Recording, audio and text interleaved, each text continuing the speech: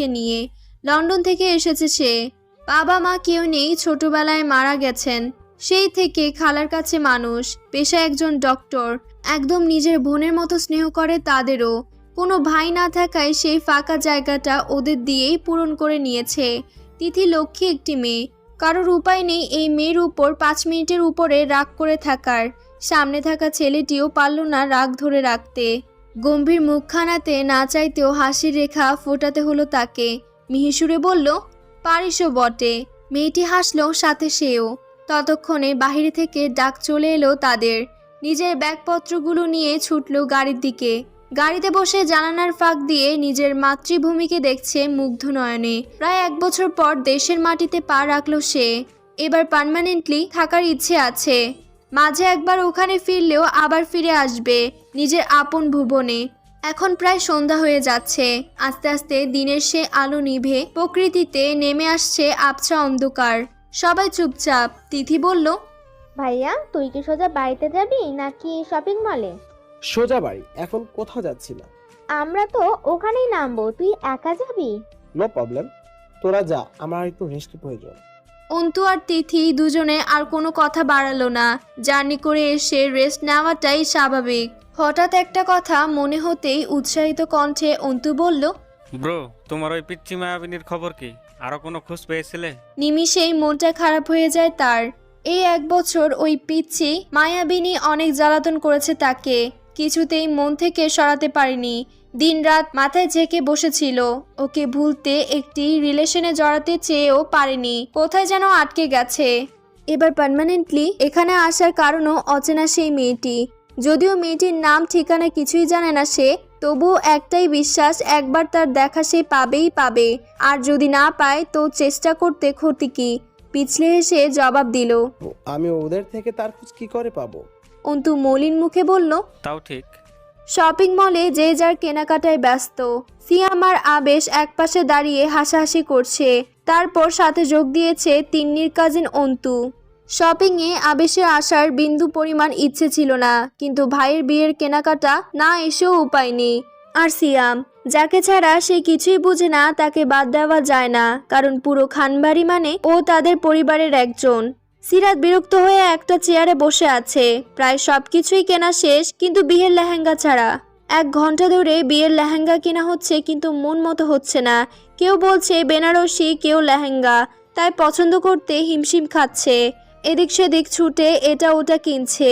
এত যাচাই বাচাই সিরাতের একদম পছন্দ নয়। শুধু শুধু টাইম ওয়েস্ট। তার সে যা নিবে সেটা মনস্থির করে সে অনুযায়ী নিবে, তাহলে এত ঝামেলা পোহাতে হয় না। তিন্নি ভাবি আবিদ ভাইয়ের হবু স্ত্রী। আজই প্রথম আলাপ সিরাতের সাথে। মেয়েটা অসম্ভব সুন্দরী, খান পরিবারের পছন্দ আছে। তার ছোট বোন তিথি, সেও দেখতে তিন্নি ভাবির মতো, তবে ওনার মতো গম্ভীর নয়, চটফটে স্বভাবের। তিন্নি ভাবি লজ্জায় মাথা নিচু করে আছেন, আর আবিদ ভাইয়া কিছুটা দূর থেকে অপলকভাবে তাকিয়ে আছেন তার দিকে। মূলত এই জন্যই অতিরিক্ত লজ্জা তাকে ঘিরে ধরেছে। অবশেষে লেহেঙ্গা পছন্দ হয়েছে, সেও সিরাত আর আবেশের জন্য। সকলকে এত হিজিবিজি করতে দেখে একটা লেহেঙ্গা দেখিয়ে হাত উঁচু করতেই সামনে আরেকটি হাত দৃশ্যমান হয় তার। নির্বোধের মতো একে অন্যের দিকে কিছুক্ষণ তাকিয়ে থাকে দুজনে।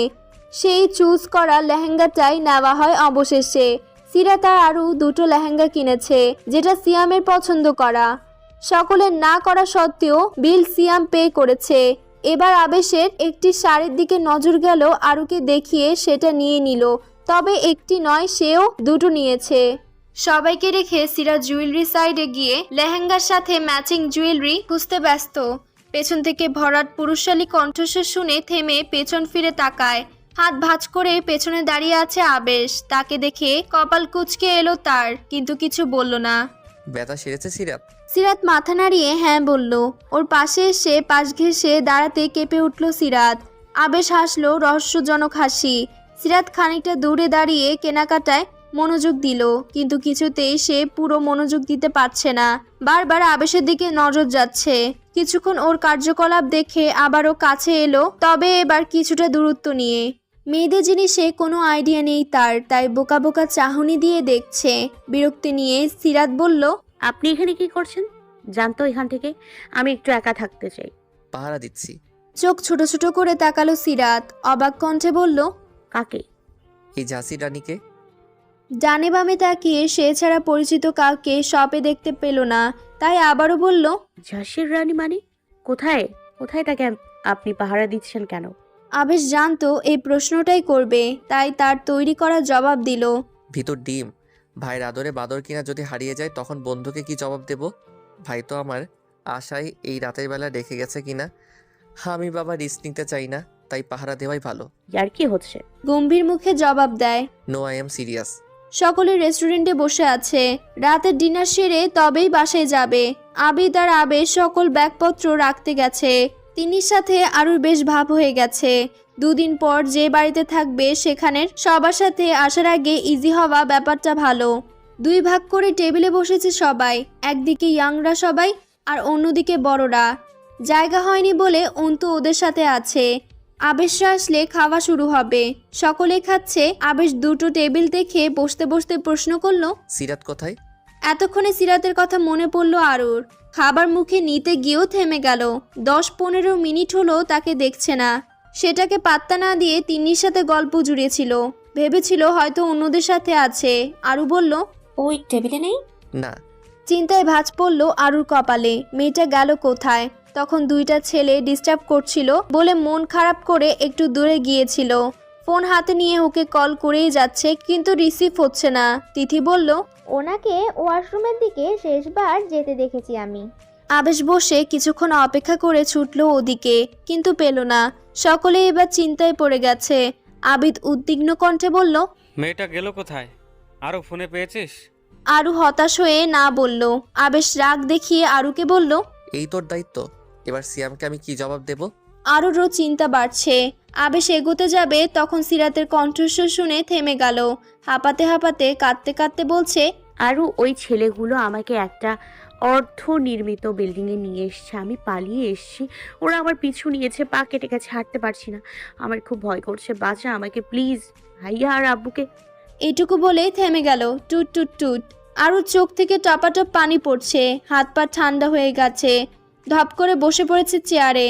আবিদ ফোনটা হাতে নিয়ে আবার কল দিল, কিন্তু সুইচ অফ। উপস্থিত সকলে হতভম্ব দিশাহারা। সিয়ামকে জানানো উচিত হবে কিনা জানা নেই আবেশের। জানালেই বা কি বলবে সেটাও বুঝতে পারছে না।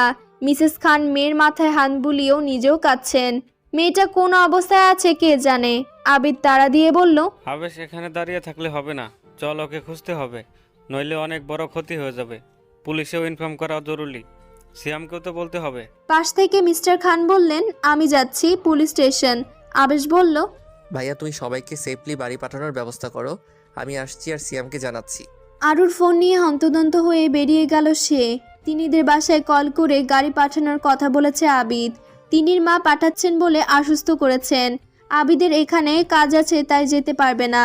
শপিং মলের চারদিক খুঁজে চলেছে আবেশ, কিন্তু কোথাও সিরাত নেই। মাথা কাজ করছে না। নিজের চুল ধরে নিজেই টানছে। এতগুলো লোকের মাঝখান থেকে বেছে বেছে এই মেয়েটাকেই ধরতে হলো। মেয়েটাও ইডিয়েট, নইলে এখান থেকে নিয়ে যায় কি করে। ইতোমধ্যে সিয়াম এসে পৌঁছে গেছে। পুলিশও খুঁজছে। হাঁটতে হাঁটতে বেশ খানিকটা দূরে চলে এসেছে আবেশ, কিন্তু সে কোথায়? কোথায় অর্ধনির্মিত সেই বিল্ডিং কিচ্ছু জানে না। শপিং মল থেকে প্রায় 2 কিলোমিটার দূরে লোক সমাগম নেই তেমন সেখানে। সিরাতের একটি জুতো চোখে পড়ল তার। জুতোয় রক্ত লেগে আছে। রাস্তার পাশে ঝোপঝাড় দেখা যাচ্ছে। কৌতূহলবশত সামনে এগোলো, ফোনের ফ্ল্যাশ জ্বালিয়ে আর কোথাও রক্তের ছাপ আছে কিনা দেখার জন্য। ঝোপ পেরিয়ে কিছু শব্দ পেয়ে দাঁড়িয়ে পড়ে আবেশ। কোথা থেকে শব্দের উৎপত্তি খুঁজতে থাকে। শব্দগুলোর উৎপত্তি ওর পেছনে। পেছন ঘুরে হতবাক আবেশ। সিরাতকে 4টে ছেলে জোর করে ধরে নিয়ে যাচ্ছে ওকে। ওর দিকে নজর দিতেই আটকে উঠে। গায়ে ওড়না নেই, চুলগুলো এলোমেলো। এক পা দিয়ে মাটিতে ভর দিতে ব্যর্থ। মুহূর্তের আগে হাত মুষ্টিবদ্ধ করে নিল আবেশ। আচমকা থামায়। সামনে তাকিয়ে মুখে এক চুলতে হাসি ফুটে উঠল সিরাতের। একটি ছেলে বলল, ওই কে তুই? আমাদের সামনে থেকে সর। কথাটা শেষ হতে না হতে এক ঘুষি পড়ল ওর নাক বরাবর। সিরাতকে ছেড়ে সবাই হামলে পড়ল ওর উপর, কিন্তু সব কয়টাকে মেরে তক্তা বানিয়ে দিয়েছে ইতোমধ্যে। আবেশকে ভয়ঙ্কর দেখাচ্ছে এখন। সবাইকে মেরে এগিয়ে গেল সিরাতের সামনে। সিরাত কোনো দিক বিবেচনা না করে আবেশের গলা জড়িয়ে হামলে পড়ল ওর বুকে। এতক্ষণ পর একটি পরিচিত মুখ। ভরসা আশ্রয়স্থল পেয়েছে সে। সে জানে যাই হোক না কেন এই মানুষটা থাকতে কেউ ছুঁতেও পারবে না তাকে। এই বুকই যেন এখন তার জন্য সবচেয়ে নিরাপদ আশ্রয়।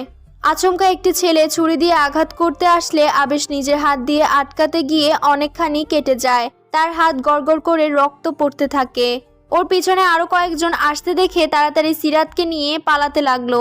সিরাত হাঁটতে পারছে না, কষ্ট হচ্ছে পা ফেলতে, তবুও দাঁত মুখ খিচে আবেশের সাহায্যে হাঁটছে। রাস্তায় পৌঁছে একটা স্বস্তির নিঃশ্বাস ফেললো আবেশ। সিরাত এখনো আবেশের বুকের সাথে মিশে শার্ট খামচে ধরে আছে। আবেশও পরম আবেশে এক হাতে আগলে রেখেছে, অন্য হাতে রক্ত ঝরছে, সেটা সিরাতের দৃষ্টির অগোচরে লুকিয়ে রেখেছে। ভীষণ ভয় পেয়েছে এমনিতেই, এরপর রক্ত দেখলে আরো ভয় পাবে। কিন্তু আবার ওরা এদিক আসছে দেখে আবেশ ঘাবড়ে যায়। রাস্তায় কোনো গাড়ি নেই, এ অবস্থায় ওকে নিয়ে যাওয়াও যাবে না। চিন্তায় ভাঁজ পড়ল কপালে।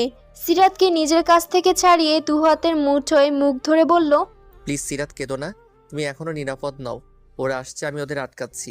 তুমি আস্তে আস্তে পা ফেলে সামনে এগো, ততক্ষণে মানুষজনের কাছে পৌঁছে যাবে। আবেশকে দু হাতে শক্ত করে জড়িয়ে ধরে কান্না মিশ্রিত গলায় বলল, আমি যাব না, আপনাকে এই বিপদে একা ফেলে কোথাও যাব না। আমি অনেকটা ধমকের সুরে বলল, জেদ করো না, যাও বলছি। আমি যাব না।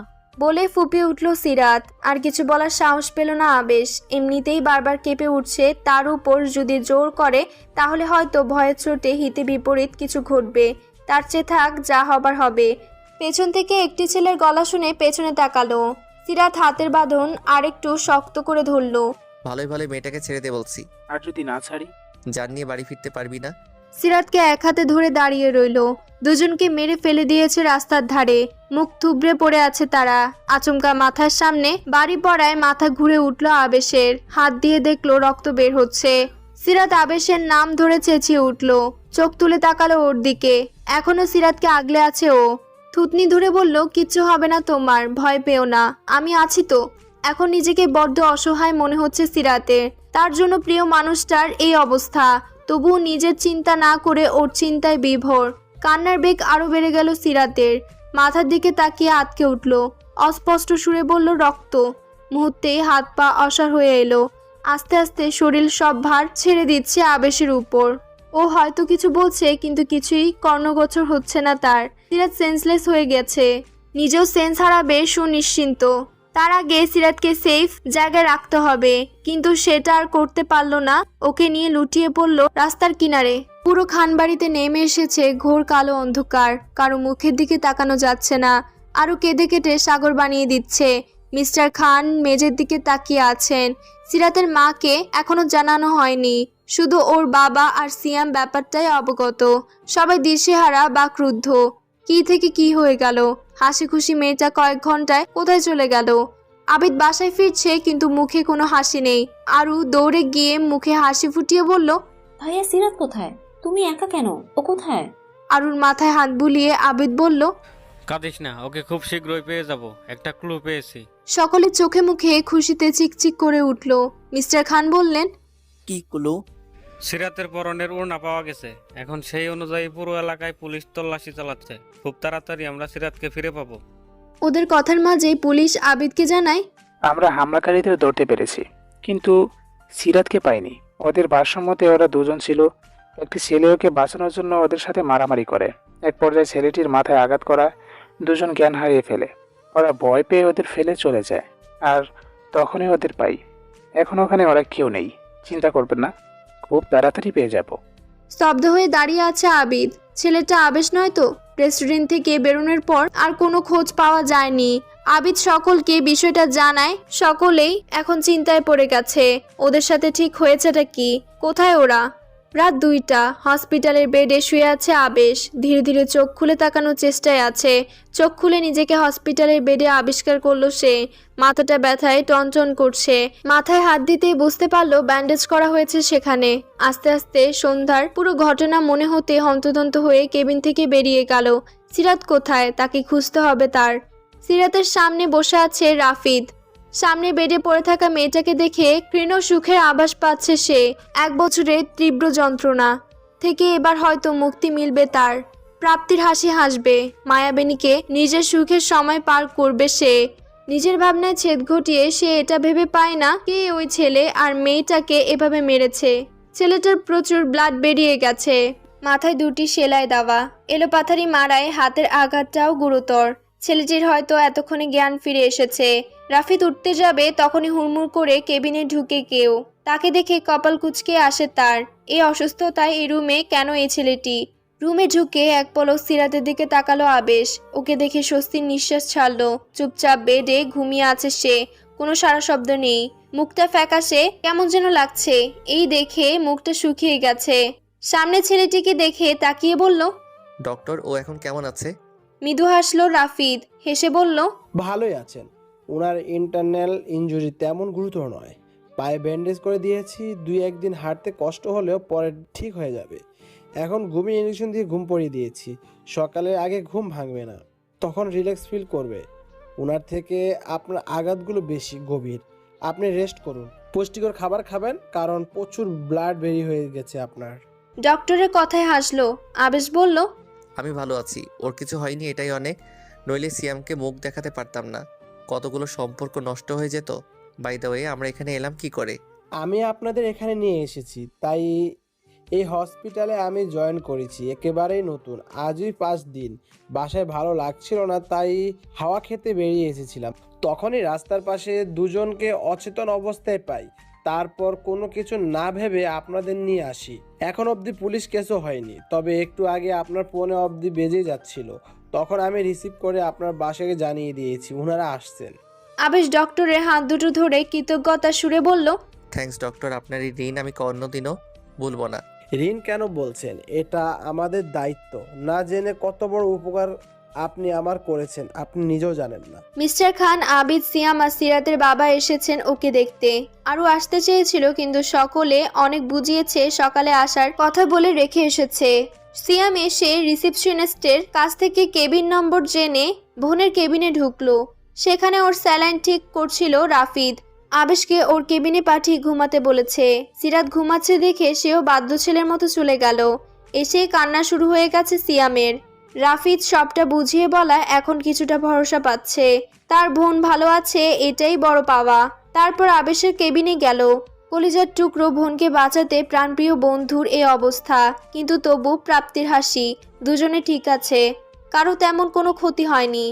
সকালে ঝিলিমিলি আলো চোখে মুখে পড়তে ঘুম হালকা হয়ে এলো সিরাতের। হাতে পায়ে তীব্র ব্যথা অনুভূত হচ্ছে তার। পা একদম নাড়াতে পারছে না। চোখ খুলে ঘুমু ঘুমু চোখে তাকালো, কিন্তু কাউকে দেখতে পেল না। সে কোথায় আছে এটা বুঝতে পেরে কি হয়েছিল জানার জন্য ব্রেনে চাপ দিতে কাল রাতের কথা মনে পড়ে গেল। ভয়ে শরীর রীতিমতো কাঁপছে তার, গলা শুকিয়ে যাচ্ছে। আবেশের কথা মনে পড়ে হাত পা ঠান্ডা হয়ে আসছে। আচ্ছা, উনি বেঁচে আছেন তো? ভেতরে তীব্র জ্বলন হচ্ছে তার।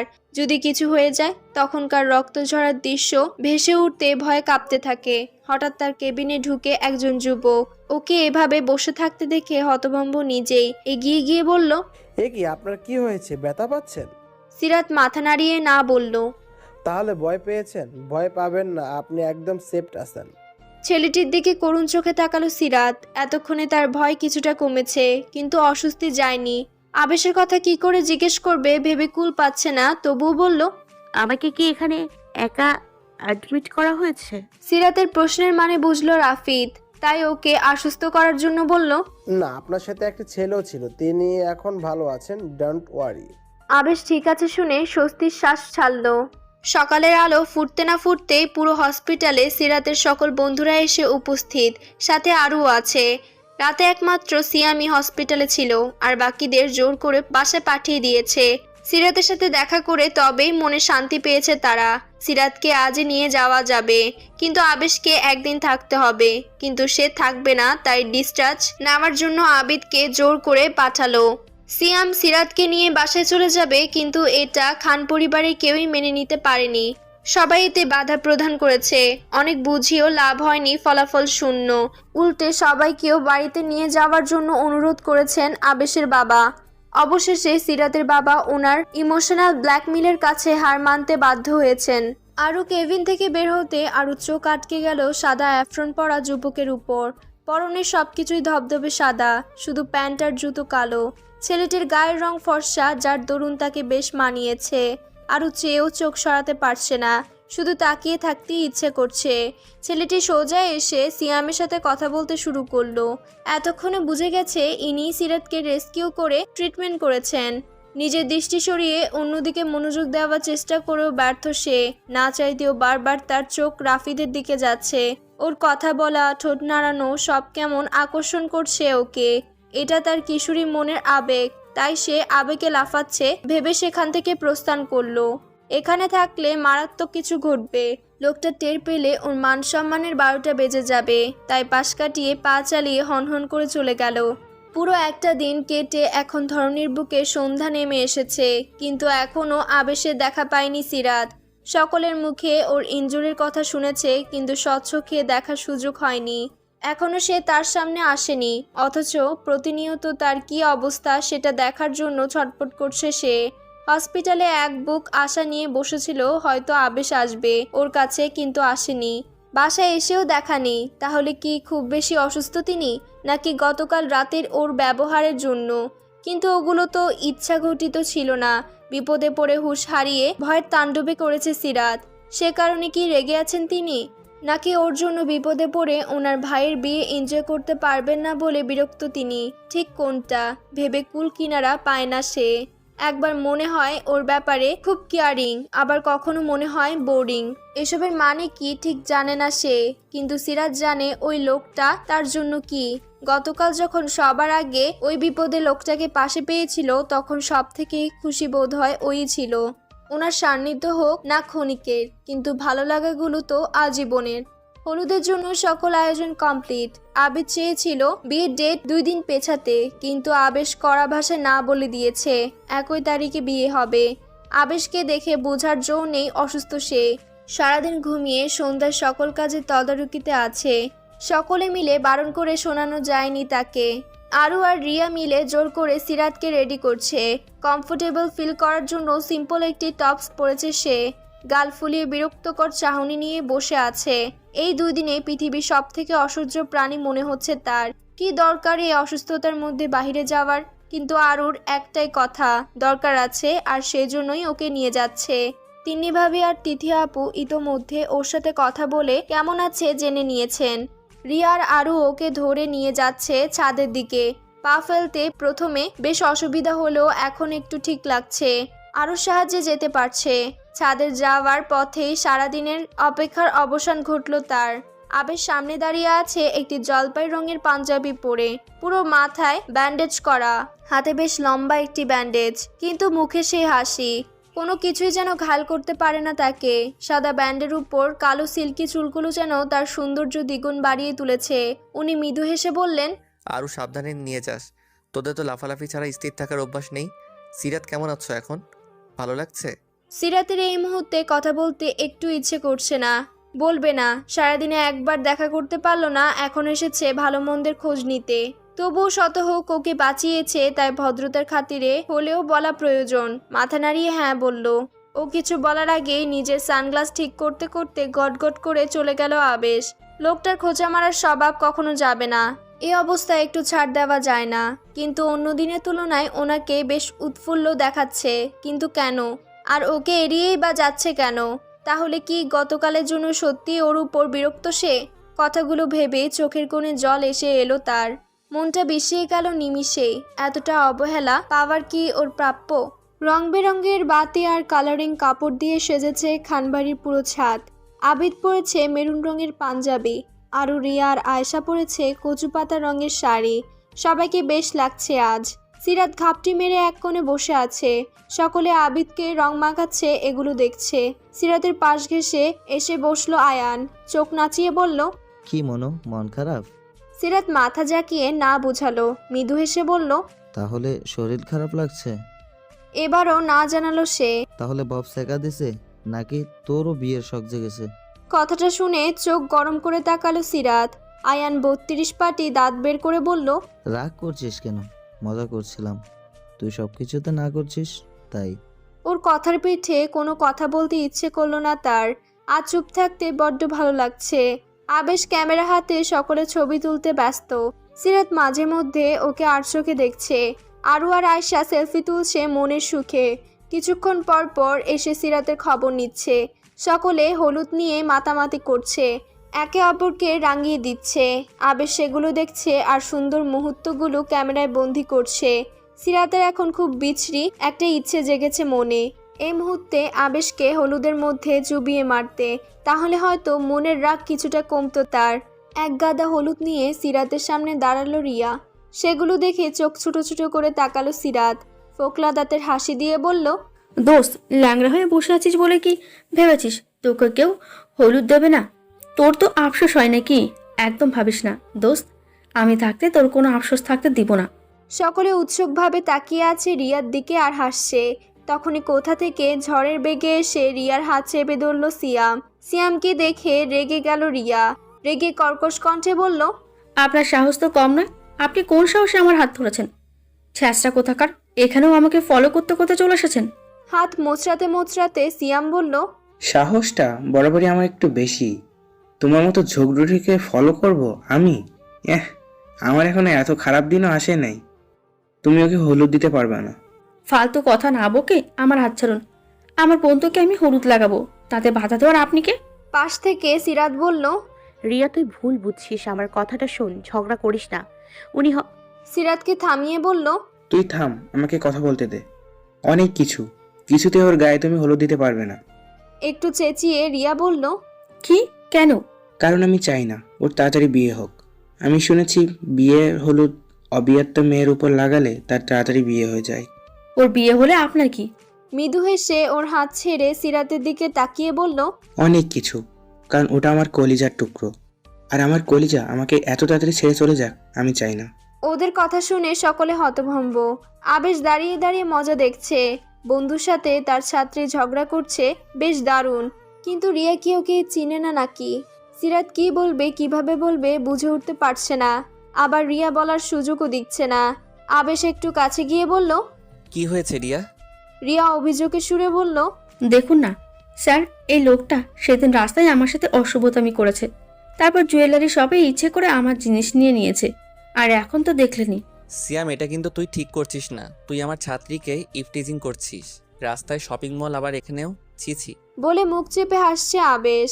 সিয়াম ওর পিঠে চাপড় মেরে বলল, তুই এ মজা নিচ্ছিস শালা? বোনটা তো খাঁটি হারামি, এখন দেখছি তুই তার থেকেও বড় হারামি। বলে ওখান থেকে চলে গেল। এখানে থাকলে ওর মান সম্মান আর কিছু অবশিষ্ট থাকবে না। তাছাড়া আজ বোনের উপরও খুব রাগ লাগছে তার। ভাইয়া ভাইয়া কয়েকবার পেছন ডেকেও কোনো লাভ হলো না সিরাতের।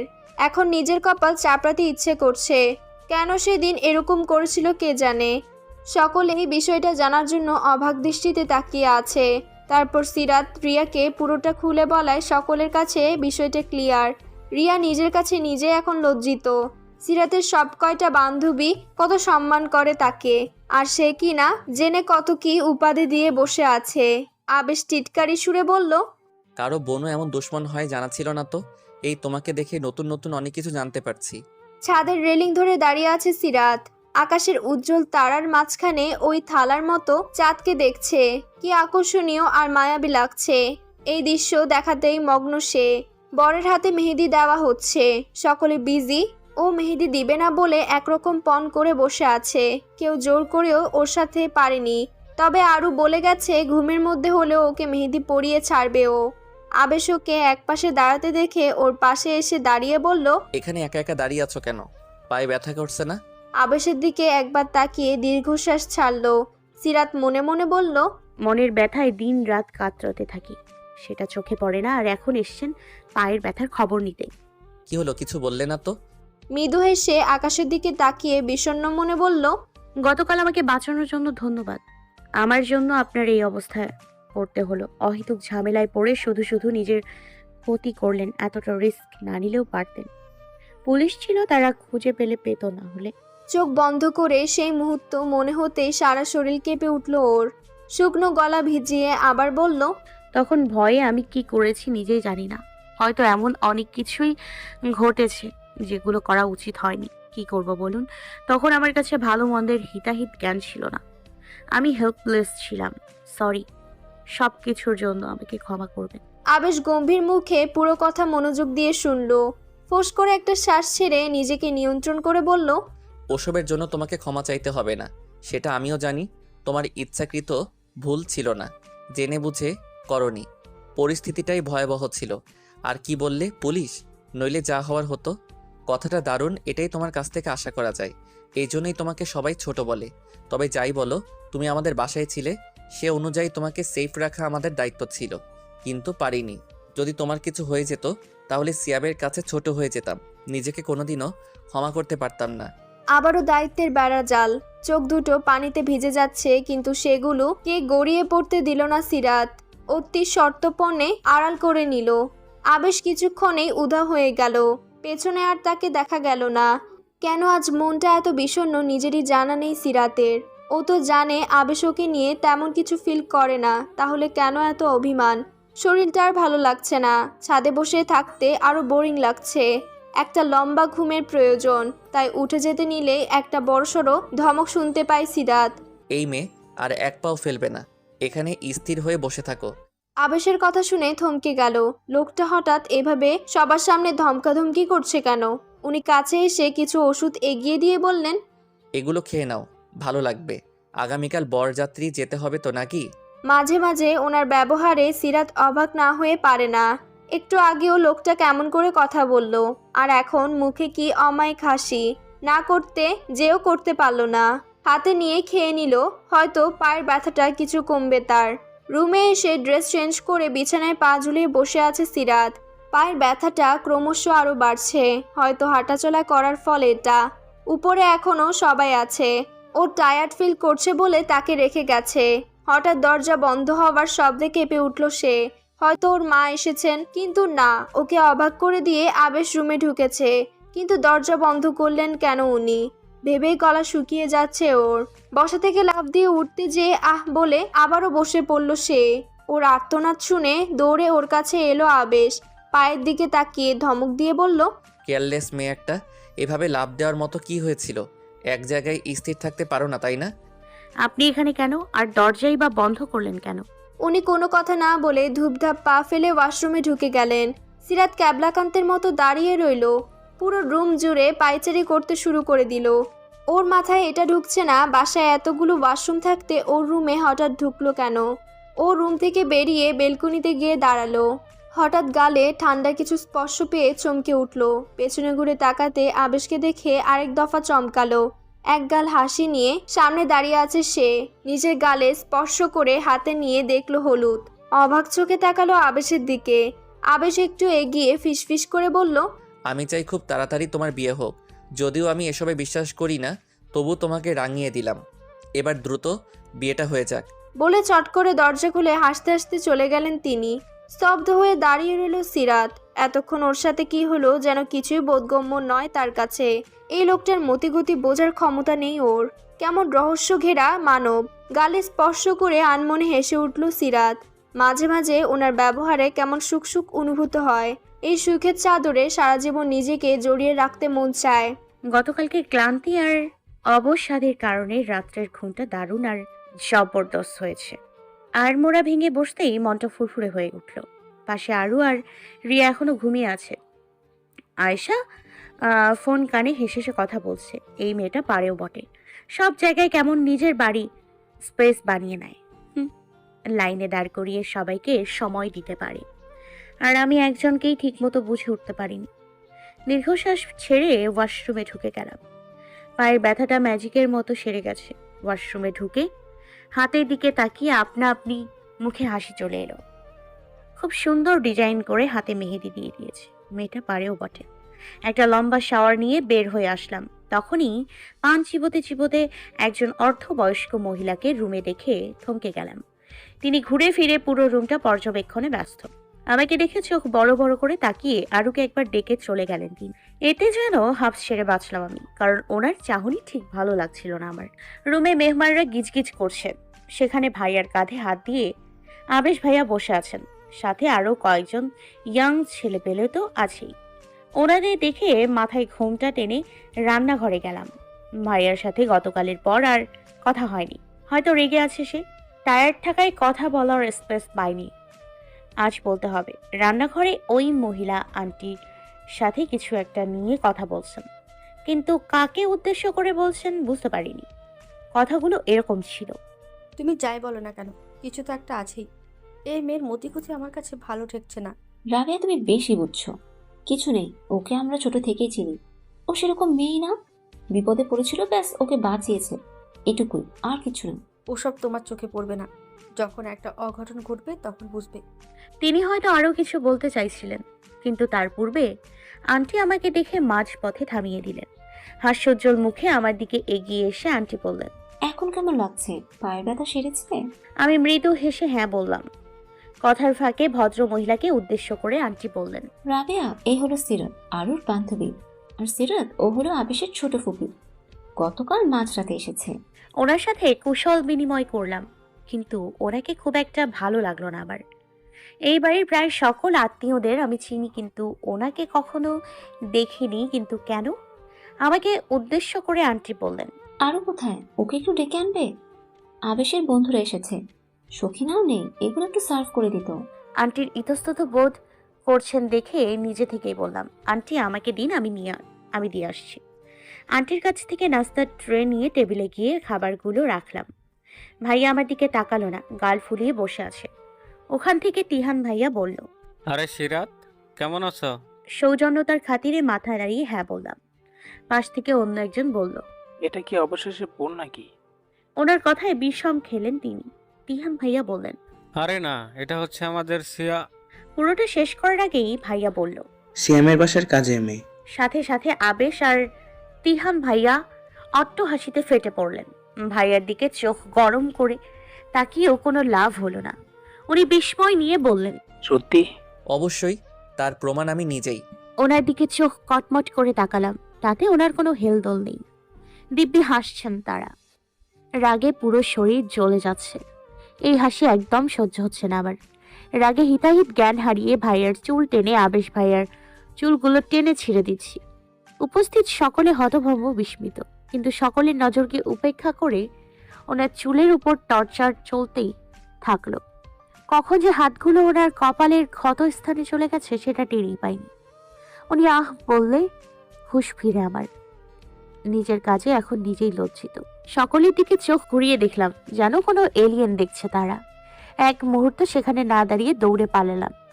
রেডি হওয়ার জন্য লেহেঙ্গা পরে রুমে পায়চারি করছি। ওড়না আরও সেট করে দেবে বলছিল, কিন্তু ওর দেখা নেই। দরজার পাশে উকি দিয়ে আবার রুমে পায়চারি করছি। হঠাৎ পেছন ফিরতে যাব, তখনই কারোর সাথে ধাক্কা খেয়ে বিছানায় হুমড়ি খেয়ে পড়লাম। ভয়ে চোখ বন্ধ করায় সামনে থাকা লোকটাকে দেখতে পাইনি। আস্তে আস্তে চোখ খুলে আমার চোখ ছানা বড়া। এ কি আবেশ ভাইয়া? উনি ওঠার চেষ্টা করছেন কিন্তু পারছেন না। এমন পরিস্থিতিতে হঠাৎ কারোর কণ্ঠস্বর শুনে কেঁপে উঠলাম আজ। ছি ছি, এই মেয়ে আমার ভাইপোর সাথে বিছানায় কি করছো? ওনার এই কথাটা কর্ণগোচর হতেই আমাকে ছেড়ে উঠে দাঁড়ালেন তিনি। ওনার ফুপির কথাটা যে খারাপ অর্থ বহন করছে সেটা ভালোভাবে টের পেয়েছেন তিনি। আমি লজ্জায় মহিলাটির প্রতি ঘৃণায় মাথা নিচু করে আছি। উনি বিষয়টাকে পরিষ্কার করতে বললেন, ফুপি, এটা একটা অ্যাক্সিডেন্ট, তুমি প্লিজ তিলকে তাল বানিও না। ওনার কথায় খেপে গেলেন তিনি। আমাকে ভালোভাবে দেখে বললেন, তাহলে ওর ওড়না কই? এত বড় মেয়ে নির্লজ্জের মতো কিভাবে তোর আমার সামনে এভাবে দাঁড়িয়ে আছে? নিশ্চয়ই এই মেয়ের খারাপ কোনো ইন্টেনশন আছে। দুফোঁটা জল টুপ করে গড়িয়ে পড়লো আমার চোখ থেকে। ওড়নাটা চট করে গায়ে জড়িয়ে নিলাম আমি। উনি রাগী স্বরে বললেন, ফুপি, এবার কিন্তু বেশি বলছো, চুপ করো। ও রুমে ছিল, আমি জাস্ট আরুকে ডাকতে এসেছিলাম, তখন ধাক্কা খেয়ে পড়ে যাই। এটাকে নিয়ে এভাবে ওকে অপমান করো না। দোষ আমার, ওর না। ও নিজের রুমে যেভাবে ইচ্ছা সেভাবে থাকতে পারে। আমার উচিত ছিল নক করে রুমে ঢোকার, যেহেতু এখানে আরু ছাড়াও আরও 3 জন থাকে। সিরাত, তুমি কিছু মনে করো না, ফুপির হয়ে আমি ক্ষমা চাইছি। বিশেষ কোনো সুবিধা করতে না পারায় রাগে গজগজ করতে করতে কেটে পড়লেন তিনি। যাওয়ার সময় চোখ রাঙিয়ে গেলেন আমায়। আমি চোখের জলগুলো মুছে বললাম, আপনার এখানে সরি বলার কিছু নেই। ওনার যা মনে হয়েছে সেটাই বলেছেন। প্লিজ সিরাত। করুণ চাহনি নিক্ষেপ করে নিচে যাওয়ার জন্য বলে গেলেন তিনি। আমি অনেকক্ষণ বসে ওনার কথাগুলো ভাবতে লাগলাম। একজন মেয়ে আর একজন মেয়েকে কিভাবে সহজেই অপমান করে দিতে পারে সেটা ওনাকে না দেখলে হয়তো বুঝতেই পারতাম না আমি। ছি, মানুষ কি জঘন্য মানুষের মন মানসিকতা। বরযাত্রী যাওয়ার জন্য পুরো রেডি। ভাইয়ার দেয়া লেহেঙ্গা গায়ে জড়িয়ে নিয়েছি, সাথে কসমেটিক্স। হালকা সাজসজ্জা, চুলগুলো অবহেলায় পড়ে রয়েছে পিঠের ওপরে। আমার আবার যত্ন করে চুল বাঁধার অভ্যেস নেই। সকালের ঘটনার পর থেকে ভাইয়ার মুখোমুখি হইনি আমি। লজ্জা এখন মরে যেতে ইচ্ছে করছে। কি করে অতগুলো মানুষের সামনে এমন কাণ্ড ঘটালাম ভেবে কুল পাই না আমি। নিজের কাণ্ডে নিজেই শকড। রিয়া, আয়শা, আরু আর আমি মিলে বের হয়ে গাড়ির জন্য অপেক্ষা করছি। কিছুটা দূরে ওনাকে দেখলাম কার সাথে যেন উচ্ছ্বাসিত হয়ে কথা বলছেন। মুখ থেকে হাসি সরছেই না তার। আমি অনেকক্ষণ সেদিকে তাকিয়ে থেকে দৃষ্টি সংযত করে নিলাম। কিছু সময় আগের কাহিনী মনে হতে এক রাশ লজ্জা ঘিরে ধরল আমায়। দ্বিতীয়বার তাকানো সাহস হয়ে উঠল না। বিয়ে বাড়ির মানুষে গিজগিজ করছে পুরো বাড়ি। আমি এদিক ওদিক হাঁটছি। আরও একটু সামনে গিয়েছে, তখনই এক গাল হাসি নিয়ে সামনে এসে দাঁড়ালেন ডক্টর রাধীব ভাইয়া। ওনাকে দেখে পুরো চমকে গেলাম আমি। আমাকে অতি বিনয়ের সাথে জিজ্ঞেস করলেন, কেমন আছেন আপনি? পায়ের কন্ডিশন এখন কেমন? নিজের বিস্ময় কাটিয়ে উঠতে হিমশিম খাচ্ছি সেখানে পা। নিজেকে ধাতস্থত করে বললাম, থেকে অনেক ভালো আছি, ব্যান্ডেজ খুলে ফেলেছি। আপনি এখানে? উনি হাসলেন, হেসে বললেন, বোনের বিয়েতে ভাই থাকবে না, এটা কি হয় নাকি? কথাটা কর্ণগহরে পৌঁছাতেই আরেক দফায় অবাক হলাম আমি। অস্পষ্ট স্বরে বললাম, ভাই? তিন্নি আপু আর তিথির কাজিন। আমার কোনো বোন নেই, ওরাই আমার বোন। আপনি অবাক হয়েছেন, হওয়ারই কথা। অ্যাকচুয়ালি আমি জানতাম না আপনারা আমার রিলেটিভ, কিন্তু সেদিন আপনাকে পাওয়ার পর বাসায় গিয়ে জানতে পারি অ্যান্ড শিওর হই আপনি বাদে বাকি সবাই জানে। এবার ব্যাপারটা ক্লিয়ার হলো আমার কাছে। আপনি একা? আপনার সাথে অন্যরা কোথায়? আমি মৃদু হেসে বললাম, আছে ওই দিকটায়। সিরাতকে হারিয়ে একা একা এদিক ওদিক হাঁটছে আরু। বান্ধবী ছাড়া একা একা বিয়ে বাড়ির টিকা যায় নাকি? অসহ্য লাগছে এখন। ওকে খুঁজতে অলস চোখ এদিক ওদিক তাকাচ্ছে। বিরক্তির ছাপ কুঁচকে আসা মুখশ্রীতে স্পষ্ট। এতে যেন তার সৌন্দর্য আরো ফুটে উঠেছে। অন্যদিকে একজোড়া তৃষ্ণার্ত চোখ দূর থেকে তার চোখের তৃষ্ণা মেটাচ্ছে। হাঁটতে হাঁটতে সামনে সেদিনের সেই ডাক্তারকে দেখে ওর হৃৎস্পন্দন লাফাতে লাগলো। লোকটাকে দেখলে কি যেন হয় নিজেই জানে না। লোকটা হাসছে আর এদিকে আসছে। ও উল্টো পথে যাত্রা শুরু করতেই পেছন থেকে বলল, আরে বেআইন, আমাকে দেখে পালাচ্ছেন কেন? আমি বাঘ না ভাল্লুক? মোটেও না। কে আপনি? মৃদু হাসলো রাফিদ, পাগল করা হাসি। আরও একবার তাকিয়ে নজর সরিয়ে নিল। উনি বললেন, তিতিরের ভাই, যে অনুযায়ী আপনি বেআইন। মুখে মৃদু হাসি ফুটিয়ে বলল, ও আচ্ছা, আসি, সিরাতকে খুঁজতে হবে। চলুন দুজন মিলে খুঁজি। রাফিদের কথার বিপরীতে না বলতে পারল না সে। পাশাপাশি দুজনে হাঁটছে, খারাপ লাগছে না ওর, বরং ভালোই লাগছে। কেন যেন ওনার আশেপাশে থাকলে এমনিতেই ভালো লাগে ওর। খানিকক্ষণ পর নীরবতার কাটার পর রাফিদ বলল, ড্রেসটা আপনাকে দারুণ লাগছে। মিস সিরাতকেও দেখতে সেই লাগছে। দুজনকেই অসাধারণ লাগছে, একেবারে মায়াবিনী। আরও আর চোখে একবার রাফিদের দিকে দৃষ্টি দিল। ছেলেটাকে যে কোনো গেট আপে দারুণ লাগে। মৃদু হেসে খানিক লজ্জা পেয়ে বলল, থ্যাঙ্কস। রাফিদ হাসলো কিন্তু কিছু বলল না। হাঁটতে হাঁটতে সিরাত অবধি পৌঁছে গেল তারা। সিরাত গাল ফুলিয়ে বলল, বাহ, এখানে এসে আমাকে ভুলে গেলি। ধুর, না, আমি তোকেই খুঁজছিলাম। এসেছি থেকে তিথি আপু আঠার মতো ওনার সাথে লেগে আছে, যেটা আমি কিছুতেই সহ্য করতে পারছি না। দুজনের হাসাহাসি একটু বেশি। খাবার টেবিলে বসে খাবার নাড়াচাড়া করছি, কিন্তু খেতে ইচ্ছে করছে না। বারবার চোখ দুটো ওনার দিকে চলে যাচ্ছে। একটু পর আমাকে অবাক করে দিয়ে আরুর পাশে চেয়ারে বসলেন তিনি। ভাইয়াও বসলো এক পাশে। আমি বড় সড়ো একটা স্বস্তির নিঃশ্বাস ফেলতে গিয়েও ফেলতে পারলাম না, কারণ তিনি আপুর একদম পাশে বসলেন। রাগে রিরি করে উঠল পুরো শরীর। আমি কিছু খাচ্ছি না দেখে তিনি বললেন, সিরাত, তুমি দেখছি কিছুই খাচ্ছ না। খেতে না পারলে আমাকে দাও। বলে টুপ করে রোস্টের টুকরো হাতে তুলে নিলেন তিনি। প্লেটের পাশে দইয়ের বাটি নিয়ে ভাইয়া বলল, তুই তো আবার এসব খাস না। ঠিক আছে, চিন্তা করিস না, এইগুলো সাবার করার জন্য আমরা তো আছি। খাবারের ব্যাপারে আমরা একদমই লজ্জা পাই না। জনি সকলের প্লেট থেকে তুলে খেতে খেতে চলে গেল। আমরা সবাই হতভম্ব হয়ে তাকিয়ে রইলাম ওনার যাওয়ার পানে। এই ছেলে দুটো এত শয়তান, সে দেখছি এখন আরো বেশি। দুজনে একসাথে থাকলো, শয়তান এসে ঘর মোটকে ধরে। না হলে এমন কেউ করে আজব পাবলিক। চারিদিকে অন্ধকার। সন্ধ্যা নেমেছে কিছুক্ষণ আগে। দেয়ালের সাথে মিশে ভয়ে জড়সড় হয়ে দাঁড়িয়ে আছে আরু। তার দিকে ঝুঁকে দেয়ালে দু হাতে আটকে দাঁড়িয়ে আছে একটি ছেলে। অন্ধকার হওয়ায় চেহারায় অস্পষ্ট, কিন্তু অভয়ে ঠিক বোঝা যাচ্ছে এটি একটি ছেলে। হাত পা রীতিমতো কাঁপছে তার। সামনে থাকা ছেলেটি কে? কেন তাকে এভাবে এখানে নিয়ে এসেছে? কিছুক্ষণ আগে আরু তিথির রুমে যাওয়ার জন্য উপরে এসেছিল, কিন্তু ওর রুমে আসার আগেই ছোঁ মেরে কেউ তাকে টেনে অন্য একটি রুমে নিয়ে এসে দরজা বন্ধ করে দেয়। ঘটনার আকস্মিকতায় কেঁপে উঠে সে কাপা গলায় প্রশ্ন করে, কে আপনি? কিন্তু কোনো জবাব আসেনি। তখন থেকে এভাবেই দাঁড়িয়ে আছে। এতক্ষণ যাও ন্যূনতম দূরত্ব ছিল, কিন্তু ছেলেটির কল্যাণে সেই দূরত্বটুকু ঘুচে গেল। ছেলেটা একদম ওর মুখের কাছে চলে এলো, আর মাত্র কয়েক ইঞ্চি ফাঁক সেখানে। তার গরম নিঃশ্বাস আরুর চোখে মুখে আছড়ে পড়ছে। আরু ভয়ে নিজের লেহেঙ্গা খামচে ধরল। চোখ থেকে গড়িয়ে পড়ল নোনা জল, কিন্তু ছেলেটার কোনো ভাবান্তর হলো না, বরং আগের থেকে আরেকটু ঝুঁকে গেল। আরু বুক বরাবর ধাক্কা দিয়ে সরানোর চেষ্টায় ব্যস্ত, কিন্তু সে ব্যর্থ। উপায়ন্তর না দেখে বলল, কে আপনি? কেন এমন করছেন? প্লিজ আমাকে ছেড়ে দিন, নইলে আমি চিৎকার করতে বাধ্য হব। ছেলেটি হয়তো হাসলো, কিন্তু বোঝা গেল না। ফিসফিসিয়ে বলল, করো ডিয়ার, আমি বাধা দেব না। যত ইচ্ছা চিৎকার করো, কারণ এই চিৎকার দেয়ালের ওই প্রান্তে পৌঁছাবে না। আমাকে যেতে দিন প্লিজ। কান্না মিশ্রিত কণ্ঠে বলল আরু। আরুর কান্না মাখা কণ্ঠে কিছু একটা ছিল, তাই নিজেকে আটকাতে ব্যর্থ হলো সে। নিজের মন বিবেকের সাথে যুদ্ধে হেরে আরুর অশ্রুসিক্ত নয়নে ছেলেটির নরম উষ্ণ ঠোঁট ছুঁয়ে দিল। ঘৃণায় বেশি উঠল আরুর মন, গা ঘিন ঘিন করতে শুরু করলো। ছেলেটি বলল, সরি আরোহী, আই এম কন্ট্রোলেস হয়ে পড়েছিলাম। আমি চাইনি এমন কিছু করতে, কিন্তু নিজেকে আটকাতে পারিনি। তুমি ঠিক তোমার কাছে টেনে নিলে, আমার তৃষ্ণা মিটে গেলে একটু পর ছেড়ে দেব, খেতো না। চোখের জলগুলো এক হাতে মুছে দেয় সে। আরু স্ট্যাচুর ন্যায় দাঁড়িয়ে আছে। ও যেন কোনো একটা ট্রমার মধ্যে দিয়ে যাচ্ছে।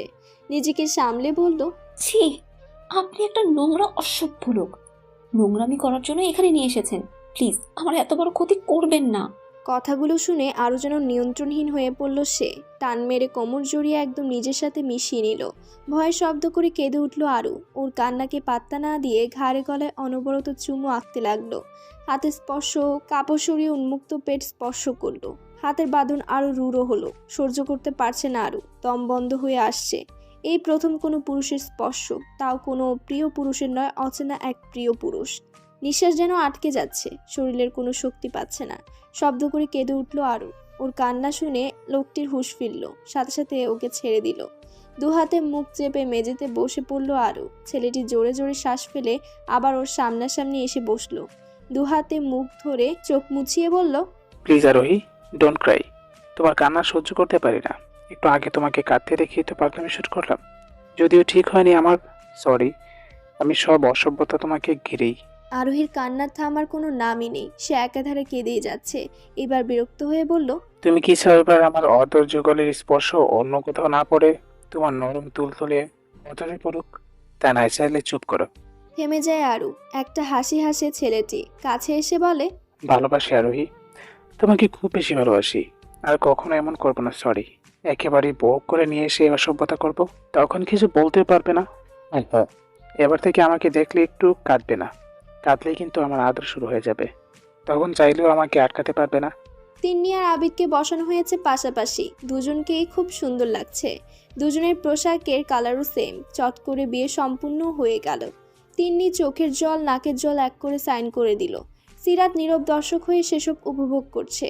আরুকে অনেকক্ষণ হলো কোথাও দেখা যাচ্ছে না। আবেশ একটু দূরে দাঁড়িয়ে সিরাতকে দেখছে। কি নিজের বিয়ের সিন মনে করছো বুঝি? কানের কাছে এমন উদ্ভট কথা শুনে চোখ ছোট ছোট করে তাকালো সিরাত। আবেশ হাসছে, বিরক্ত নিয়ে বলল, আপনি আমার স্যার হয়ে ছাত্রীর সঙ্গে এমন বিহেভ করছেন, লজ্জা করছে না? গুরুজন গুরুজনের মতো থাকেন, সম্মান খোয়াতে আসবেন না। দুর্বোধ্য হাসলো সে। ভ্রু উঁচু করে বলল, কিসের স্যার? এখানে কি আমি প্রেমের টিচার নাকি বিয়ের টিচিং দিচ্ছি? কলেজের জায়গায় এখানে আমি শুধুমাত্র তোমার ভাইয়ের বেস্টু আরুর ভাই, সিম্পল। সিরাত কিছু না বলে চলে গেল সেখান থেকে। সিরাত ইগনোর করলো তাকে। How strange. সিরাত রাগে বিড়বিড় করে বলল, সারাদিন তিথিরের সাথে ফ্ল্যাটিং, গা ঘেঁষাঘেঁষি করে এখন এসছে আমাকে খ্যাপাতে। যা তোর তিথির কাছে যা, আমার সামনে আগে পিছে কোথাও আসিস না। সিয়ামের সামনে মুখ কাচুমাচু করে দাঁড়িয়ে আছে রিয়া। ওর দিকে ব্রু কুচকে তাকিয়ে আছে সিয়াম। সেদিনের পর আর ওর সাথে কথা বলার সাহস হয়ে ওঠেনি, কিন্তু ও বলবেই বলবে। প্রথম দেখায় ওটা অ্যাক্সিডেন্ট ছিল, কিন্তু সিরাতের সাপোর্টে বেপরোয়া হয়ে উঠেছিল। আর সেই রেশ ধরে শপিং মলে ঝগড়া। বিরক্ত নিয়ে সিয়াম বলল, এভাবে ট্যাটার মতো পদ আগলে দাঁড়িয়ে আছো কেন? ও, ঝগড়া করবে? তুমি তো আবার সবসময় ঝগড়ার মুডে থাকো। মুখটা চুপসে গেল রিয়ার। কতগুলো কথা শুনিয়ে দিতে ইচ্ছে হলো তার, কিন্তু না, ঝামেলা বাড়াতে নয় মিটাতে এসেছে সে। তাই হজম করে বলল, সরি ভাইয়া, অ্যাকচুয়ালি আমি তো আপনাকে চিনতামই না, তাই এমন হয়েছে। আমি মানছি আমার ভুল, কিন্তু আপনারও তো ভুল আছে। ঠিক ভুল অত কিছু জানার বোঝার প্রয়োজন নাই। তোমাকে সরি বলতে হবে না, দুপক্ষই সমান দোষী। হ্যাঁ, একটু কম আর একটু বেশি, এই যা, এতে আমি কিছু মনে করিনি। মুগ্ধ হয়ে শুনল সিয়ামের কথা। লোকটার কথায় জাদু আছে, খুব সহজে সবকিছু মেনে নিল। আচ্ছা সিরাত, বুঝলাম, বললো না আপনি ওর ভাই, কিন্তু আপনি কেন বললেন না? আমার কাছে আমার সিরাত সবচেয়ে বেশি ইম্পর্টেন্ট। ওর চাওয়াই সব। আমি বলে দিলে ওর খুশি থাকতো না। আমাকে জব্দ করার জন্য ও তোমাকে হাতিয়ার বানিয়ে যে খুশি হয়েছে, আমি যদি বলে দিতাম তাহলে সেই খুশিও আর হতো না, তাই বলিনি। আচ্ছা, যাই হোক, ওই দিন তোমার সাথে মেয়েটা কে ছিল? সবেমাত্র রিয়ার আকাশে সিয়ামকে নিয়ে ভালো লাগার রং বেরঙের বেলুন উড়েছিল, কিন্তু এই একটা কথায় সবগুলো বেলুন ফুস করে ফেটে গেল। ফুস করে শ্বাস ছেড়ে বলল, আমার কাজিন তিহানা। খুব সুন্দর নাম, নামের মতো মেয়েটাও দারুণ। আমার তো এখনো ওর কথা মনে হলে চোখের সামনে মেয়েটা জীবন্ত ভেসে ওঠে। ওকে, ভালো থেকো, বাই। হাসতে হাসতে চলে গেল সিয়াম, আর রিয়া কাদু কাদু ফেস নিয়ে দাঁড়িয়ে রইল। অনেকক্ষণ পর ফ্রেশ হয়ে বাইরে বেরিয়ে এলো আরু। আসার সময় অন্যমনস্ক হওয়ায় রাফিদের সাথে ধাক্কা লেগে গেল, তবুও নিজেকে সামলে নিল সে। ওর দিকে একবার তাকিয়ে ব্রুকুচকে রাফিদ বলল, কি হয়েছে মিস আরোহী, আপনাকে এমন দেখাচ্ছে কেন? এই লোকটাকে একদম নিজের মনে হয় আরুর। এখন ওনাকে জড়িয়ে খুব কাঁদতে ইচ্ছে করছে। ঠোঁট কামড়ে কান্না আটকে বলল, তেমন কিছু না, একটু মাথা ব্যথা করছে। ওকে, আমার সাথে চলুন। অবাক নয়নে প্রশ্ন করে আরু। কোথায়? রাফিদ কোনো কথা না বলে হাত ধরে আরুকে ওর রুমে নিয়ে গেল। কিছু মেডিসিন হাতে দিয়ে পানির গ্লাস হাতে ধরিয়ে বলল, নিন, এগুলো খেয়ে নিন, ভালো লাগবে। আরু কোনো কথা না বলে চুপচাপ খেয়ে নিল। অনেকক্ষণ কান্নার ফলে সত্যি খুব মাথা ব্যথা করছিল তার, কিন্তু এই বিয়ে বাড়িতে তার সাথে এরকম করলোটাকে? বউ নিয়ে বাসায় এসেছে অনেকক্ষণ আগে। সিরাত ড্রেস পাল্টে সবে ড্রয়িং রুমে বসেছে। পাটা সামান্য ব্যথা করছে তার। আজকে ভাইয়ের সাথে অনেকবার কথা বলার চেষ্টা করেছে, কিন্তু সে কথা বলবে না। তাকে কোনোভাবেই কথা বলানো যাচ্ছে না, মুখে কুলুপিতে আছে। সিরাত উঠে গিয়ে সিয়ামের পাশে বসলো। সিয়াম উঠতে গেলে হাত ধরে টেনে আবার বসিয়ে দিল, মাথাটা ওর কাঁধে রাখলো। সিয়াম আদুরে কণ্ঠে বলল, মাথা ব্যথা করছে। সে মাথা নাড়িয়ে না বলল, তারপর অনুনয়ের সাথে বলল, সরি ভাইয়া, আর এমন কখনো কোনো দিন হবে না। প্লিজ রাগ করে থেকো না, কথা বলো। সিয়াম মৃদু হাসতো, এটাই তার কলিজার টুকরা। হেসে বলল, একটুও রাগ করিনি, সবটা তোকে বোকা বানানো নাটক। বলে হু হা করে হাসতে লাগলো। সিরাত চুপচাপ ভাইয়ের হাসি দেখলো, থাক, কিছু বলবে না সে। তিথির ড্রেস পাল্টে ড্রয়িং রুমে নিয়ে এসেছে আরু। ব্রাউন আর নীল রঙের শাড়িতে দারুণ মানিয়েছে তাকে। এখন কাজিন সমাজ হামলে পড়বে তার উপর। আবিদ উপরে গেছে, সে খুব টায়ার্ড। আবেশ ভাইয়া ভাইয়ের পাশে সোফায় হাতলে বসে পড়েছেন। সিরাতকে ভাইয়ের কাঁধে পড়ে থাকতে দেখে ব্রুকুচকে তাকালো সে, কিন্তু কোনো বাক্য ব্যয় করলো না। নানা রকম আড্ডার হাসি থামাশে মেতে উঠেছে পুরো রুম। আরও কেমন চুপচাপ হয়ে বসে আছে, বিষয়টা নজর এড়ায়নি সিরাতের। আবেশের ছোট ফুপি সিরাতকে ইনিয়ে বিনিয়ে বেশ কথা শুনিয়ে গেলেন, কিন্তু কথাগুলো হয়তো কারোরই বোধগম্য হলো না। শুধু আবেশ আর সিরাতই বুঝলো সে কথার মানে। প্রায় ঘন্টাখানেক পর থামলো তাদের আড্ডা। তিথি মেয়েটার প্রতি সকলেই সন্তুষ্ট। খুব সহজে সবাইকে আপন করে নেওয়ার ক্ষমতা রাখে সে। খাওয়া দাওয়া শেষে যে যার রুমে শুয়ে পড়েছে। শুধু সিরাত আর আরুই কোনো জায়গা নেই, কারণ সকল রুম ফুল। দুজনে মুখ কালো করে তাকালো, এখন তাদের কি হবে? সিরাত ছাদের উদ্দেশ্যে রওনা হলো, তার এখানে ভালো লাগছে না। আরু রান্নাঘরে গেছে। মন খারাপ করে ছাদের কিনারায় গিয়ে দাঁড়িয়ে আছে সিরাত। আবেশের ছোট ফুপির কথাগুলো মনে পড়লে কাঁদতে ইচ্ছে করে তার। এখানে থাকলে আরো অপমানিত হতে হবে, তাই আগামীকাল বিকেলেই ফিরে যাবে বাড়িতে সে। এতে দুইটি উপকার হবে তার, উনার বাজে কথা বন্ধ হবে, অন্যটি তিথি আর আবেশকেও সহ্য করতে হবে না তার। হঠাৎ একটি ছায়া মানব এসে পাশে দাঁড়ালো তার। আরো ভেবে চুপচাপ দাঁড়িয়ে রইল সে। কি হয়েছে সিরাত, মন খারাপ? তুমি কি ফুপির কথাগুলোর জন্য আপসেট? আবেশের কণ্ঠস্বর শুনেও তার দিকে তাকালো না সে। লোকটা তো তার নয়, তাহলে কেন এত পাত্তা দিবে তাকে? মৃদু হেসে বলল, মুড থাকার মতো কি কিছু তিনি বলেছেন? দেখো সিরাত, ফুপি ওরকমই, তুমি মাইন্ড করো না। এত বছর পর এই বাড়িতে এসেছেন, এখন তো কিছু বলতেও পারছি না। ওনার কথায় চমকে গেল সিরাত। সহসা প্রশ্ন করল, এতদিন পর কেন? অন্য একদিন সময় করে বলবো। ঘুমাওনি কেন এখনো? এমনি, আর জায়গা নেই, প্লাস ঘুম আসছে না। আপনি ঘুমাননি? হুম, একজনের জন্য অপেক্ষা করছি। কথাটা শুনে মুখ ঘুরিয়ে নিল। তিনি অনেক কথা বললেন, কিন্তু তার কানে স্থান পেল না। আচমকা আমাকে তার দিকে ঘুরিয়ে বললেন, আমাকে ইগনোর?